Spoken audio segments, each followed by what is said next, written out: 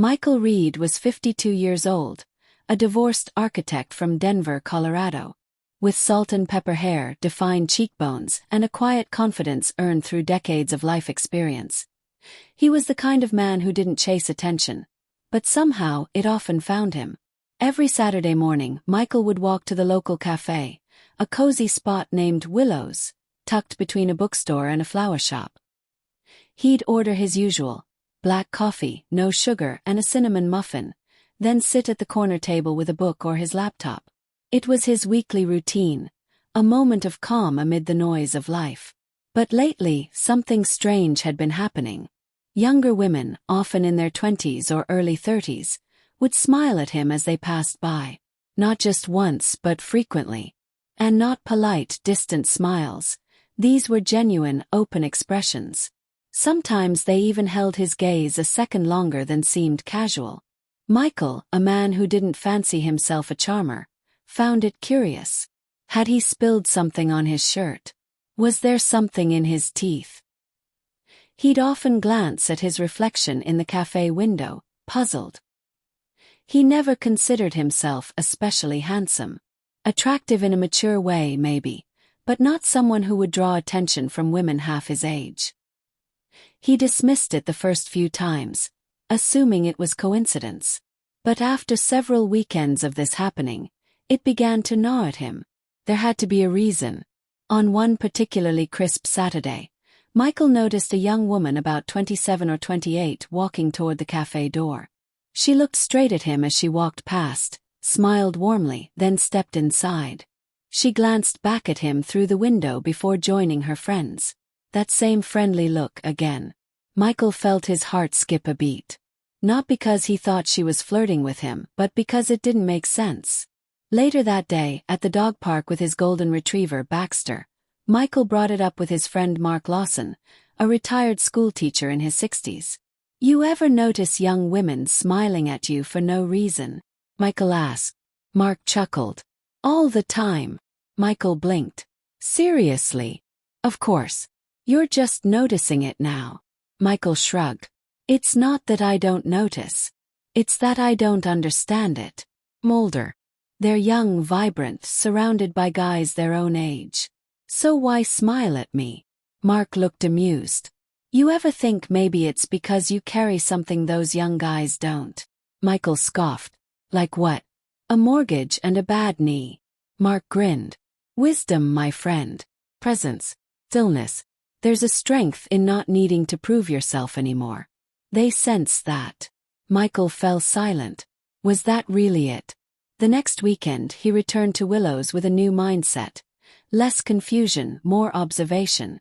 As he sat reading a paperback novel, he noticed a brunette in a denim jacket walking by the window. She caught his eye and smiled softly. This time he smiled back, not out of politeness but with intention. Moments later she walked into the cafe. Instead of joining someone, she stepped in line, glanced around, then surprisingly walked toward his table. "Excuse me," she said. "Are you reading The Midnight Library?" He looked up. "Yeah, just started it." "You read it?" "I loved it," she replied. "I saw the cover and thought finally, someone with good taste." He smiled. "Glad to meet another fan." "I'm Rachel," she said, offering her hand. "Michael." She motioned to the empty chair. "Mind if I join you while I wait for my drink?" "Please." They chatted casually. Rachel was 29, a graphic designer new to Denver. Their conversation flowed. Books, travel, even favorite coffee shops. There wasn't a hint of flirtation, just comfortable energy. Before she left, she smiled again. "It was nice talking, Michael. I hope we run into each other again." And just like that she was gone. Michael sat there for a while, sipping his coffee and absorbing the moment. That smile had been real, not just politeness. And it hadn't been about appearance. It was about connection. Over the next few months, Michael began to understand what Mark had meant. It wasn't about attraction in the traditional sense. It was about energy. How he carried himself. How he made space for conversation without expectations. His eyes didn't dart around the room, searching for validation. His words weren't rushed. He wasn't boastful. That authenticity was rare, and women, even younger women, noticed. At the bookstore across from the cafe, he often crossed paths with younger women who started conversations about titles he held in his hands. First, he thought it was coincidence. But when a barista named Emily, barely 25, blushed while handing him his drink and wrote, "Have a great day, Michael," smiley face on the cup, it became clearer. It wasn't about being flashy or fitting into the youth-dominated culture. It was about the quiet power of being grounded. Women appreciated a man who didn't try too hard, who was content in his own skin. One evening at a friend's dinner party, Michael met Olivia, 33, a non-profit director with a sharp mind and a kind heart. They were seated next to each other, and their conversation lasted through dessert, coffee, and into the late hours. She confessed she found older men easier to connect with. "There's less ego," she said. "More listening. And frankly, a kind of masculine energy that's become rare." They began dating. Slowly, thoughtfully. Olivia wasn't intimidated by the age difference. She liked that he wasn't rushing to prove himself. And Michael, in turn, found himself learning from her energy, her optimism, her fearless drive. Through Olivia, he learned that many younger women today aren't obsessed with age. They care more about emotional maturity, integrity, and depth, things that often take time to cultivate. One day, as they walked hand in hand through a local art fair, Olivia looked up at him and said, "You know, the first time I saw you, I noticed how calm you were. Like you didn't need anything from anyone. That's rare. That's why I smiled at you." Michael laughed. "I thought it was because I had something in my teeth." She smiled. "No. It was because you had something most men don't even realize they're missing." That moment stuck with him.